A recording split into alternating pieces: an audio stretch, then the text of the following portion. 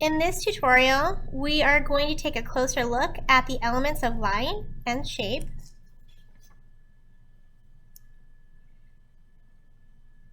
So of course there's many types of line. It's so versatile. They could be thick or thin, curved, zigzag, but I want to specifically talk about when a line is at a certain angle. So what does that communicate? What kind of emotion or what does that do to the viewer? So go ahead and draw a diagonal line, a horizontal line, a vertical line, and then a couple parallel lines.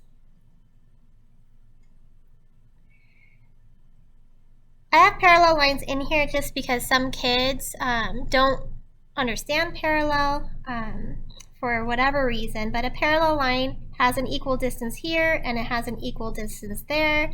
This would not be a parallel line. So whenever I say draw a parallel line, make sure that they are identically spaced out. So we're going to, in particular, talk about diagonal, horizontal, and vertical and how it communicates to the viewer. And we're going to talk about energy. Which one seems like it's the most energetic out of these three? Which one seems like the least energetic? So think about that. And what do you think?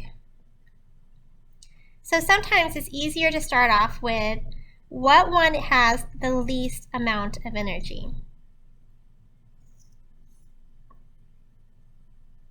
And when I look at that, we are conditioned to feel like the horizontal line has the least energy. So go ahead and write least.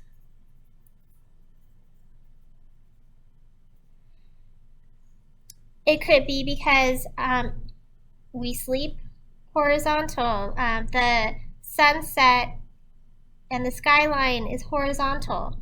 It's the least amount of energy. And we're taught that. It could be through advertisement, anything, but I'm sure that when you looked at these three and you thought about the least amount of energy, you thought horizontal. And now let's talk about the one that has the most energy. Is it diagonal or is it vertical?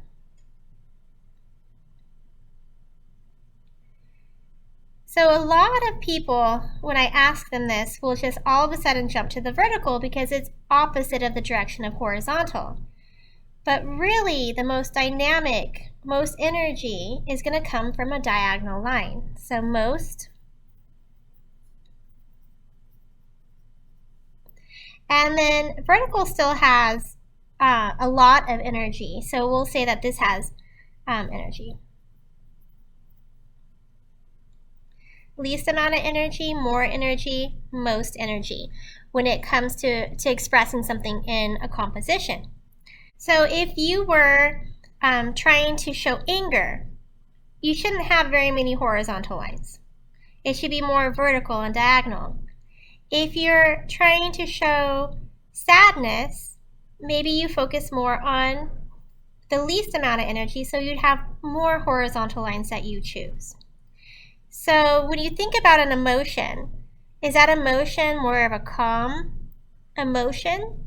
Or is it more of an energized emotion? And you would choose either diagonal, horizontal, or vertical to fit. Line can also be considered feminine or masculine. So when you look at these two images, which one stands out as feminine? Which one stands out as masculine? So we're taught that girls are more delicate and curvy lines. They go from thick to thin, just delicate. And so if you're in advertising, you would probably, if you're trying to sell a feminine product, choose more curvy lines. And then if you're trying to produce something for more masculine people, more hard, sharp, angled lines, bold lines. So lines can communicate so many things. So go ahead and explain, why do you believe that these are feminine and these would be masculine, or vice versa?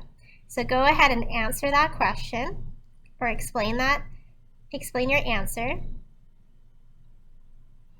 Who taught you? So think back. Who taught you to feel that that would be more feminine? Who taught you that that would be more masculine?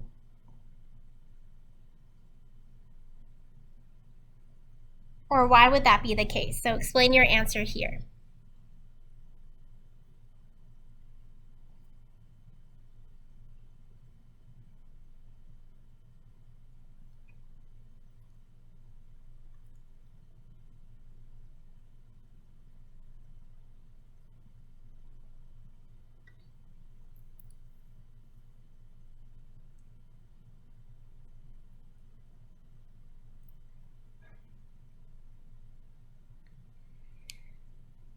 For our last activity online, you're going to create 3 different works of art expressing 3 different emotions.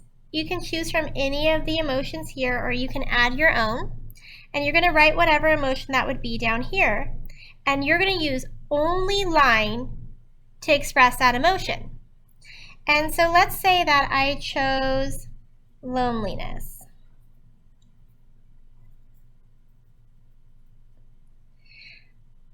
I want to make sure that I have good line quality, thoughtful lines. I am not, so if this was your canvas, I am not just scribbling on the page. We are creating little mini works of art. You don't want to go outside the line. You want to have lines that go from thin to thick, so everything really matters. So if I was going to choose loneliness, I would go back up to my line qualities and I say loneliness, you don't have very much energy when you feel lonely. So I'm not going to choose vertical or diagonal. I'm going to probably choose something that has very little energy. So mine will be horizontal. And I might even choose more curvy lines compared to more angularized lines, because more curvy lines have less energy too compared to an angularized line. So we can even write up here, we get less energy, and then more energy. So loneliness. I'm going to start off and I think about the way I want my line to go. So maybe something happened, and then I'm just lonely, and then there's nothing. But I want this to look more like a good work of art. So maybe I'm going to come back in and I'm going to thicken up this line and then go from thick to thin to kind of recreate that loss of something. So carefully going back, making a thicker line, the illusion of a thicker line with my pencil.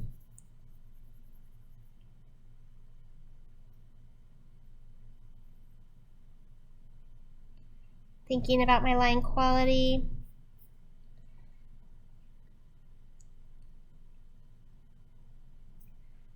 But that might be my whole composition for loneliness. But then let's say I choose anger. So anger is probably not going to look so lonely, like so little is on the paper. So I'm going to spend quite a bit of time doing this. So I might have an angry line, so I might think that's a lot of energy. So maybe I'm going to do verticals and diagonals and more masculine types of line because they have more, it puts off more energy. So I'm going to go angularized lines.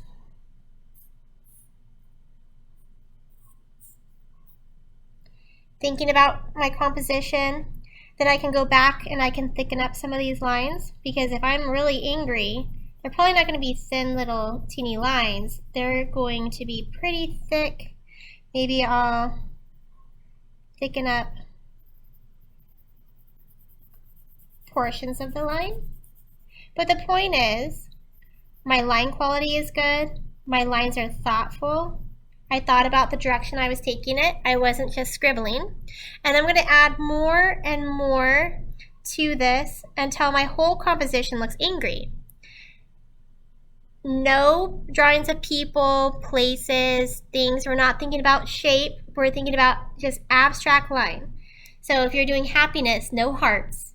You want to, how can you show happiness purely with an abstract line? So you're going to work on all three of these. This one is not done. It doesn't look like enough is happening for anger to be the case, so I need to add much more lines. And you're going to choose your own words. So you can choose off this list, you can make up other emotions and put it down here, but these need to be well done, thoughtful, carefully done lines.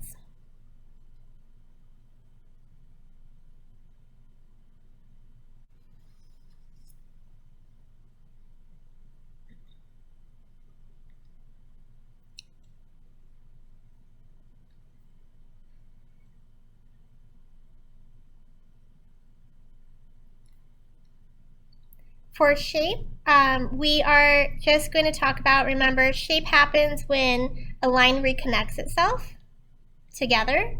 And so you have geometric shapes, so remember those are the mathematic ones, so you can just copy me, triangle, square, circle. And then organic shapes are the free-flowing ones that have an irregular pattern. So they can be angularized, they can be curvy, they can be a combination of both. So just go ahead and copy that.